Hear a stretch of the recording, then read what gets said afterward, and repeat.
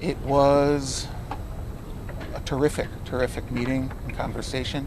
I think we all came away feeling that as families of hostages, of American-Israeli hostages, which are 8 out of a total of 138 hostages, we felt that, and we felt before, and we were only reinforced in seeing and believing that we could have no better friend in Washington or in the White House than President Biden himself and his administration. What I can tell you is that Abigail is a miracle. She is a light in this very dark time. And metaphorically, a lot of our families that are here today, and we are all one big family, looking to get all of these people's sons and fathers and mothers out, that we are here because the president and his team have been bringing out light in this dark time. And Abigail, who is a 4-year-old, is a symbol of that light. We love a Christmas miracle. We would love all of our loved ones to come back and be with us for Christmas. So when you talk about the Pope, our hope is that he and others like himself will influence these people in the Middle East that are all actors in this part of getting these hostages out.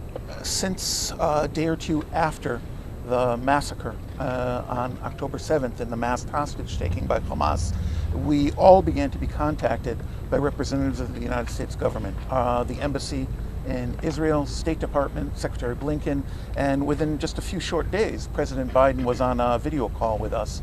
And since that time, we've been in frequent and very transparent contact with administration officials, and we've also really benefited, I think, and most importantly, our sons, daughters, fathers, sisters, brothers, mothers have also really seen how, in a very divided time, members of Congress, members of the Senate, from wall to wall, have shown solidarity with us.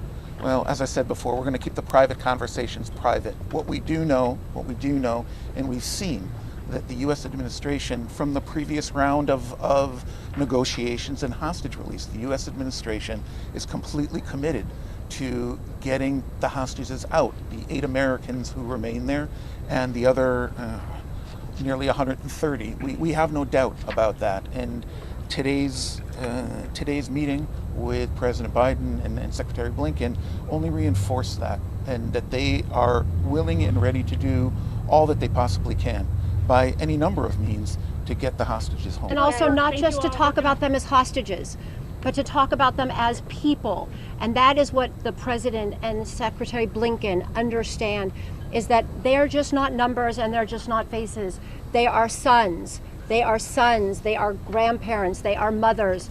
And that is what the President and his team understand. We are thankful to the President and to his team, because we know that they are working 24 hours a day, and they are going to work through the holidays, and they are going to do everything they can to make sure that all of our loved ones, real people, come home to us and to the families across the world and in Israel. Thank you so much. No, thank you. Without getting into names, did you receive any new information today about your family members' whereabouts?